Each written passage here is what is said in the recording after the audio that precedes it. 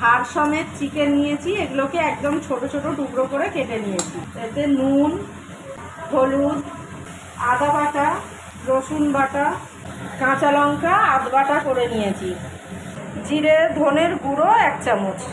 এবার অর্ধেকটা লেবু নিয়ে এতে লেবুর রস দিয়ে দিচ্ছি। এবার ভালো করে এটাকে মাখিয়ে নেব। এবার ঘন্টা 2 এইভাবে রেখে দেবো।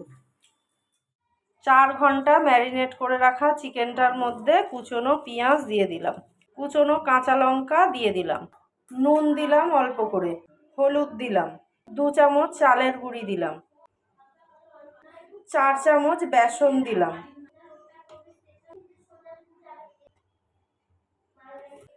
1 চামচ কর্নফ্লাওয়ার দিয়ে দিলাম।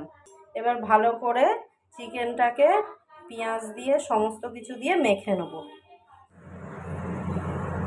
পেঁয়াজ দিয়ে চিকেনটা একটু শক্ত শক্ত করে ভালো করে মেখে নিয়েছি। সাদা তেলে ডিপ ফ্রাই করে নেব।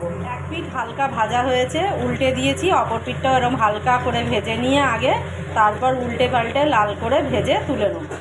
2 পিঠ হালকা ভাজা হয়ে গেছে, এবার এগুলোকে তুলে নিচ্ছি। আবারও খানিকটা হালকা করে ভেজে তুলে নেব। হালকা করে ভেজে তুলে নিয়েছি। এবার প্রথমবারে যেগুলো ভাজা হয়ে গেছিলো সেগুলোকে আবার তেলের মধ্যে দিয়ে দিলাম। এইগুলোকে এবার উল্টে পাল্টে লাল করে ভেজে নেব। 2 পিঠ লাল লাল করে ভাজা হয়ে গেছে, এবার এগুলো তুলে নেব। সন্ধেবেলায় চায়ের সাথে খাওয়ার জন্য চিকেন পেঁয়াজি তৈরি করে নিলাম। নতুন বন্ধুদের সাবস্ক্রাইব করার জন্য অনুরোধ রইল।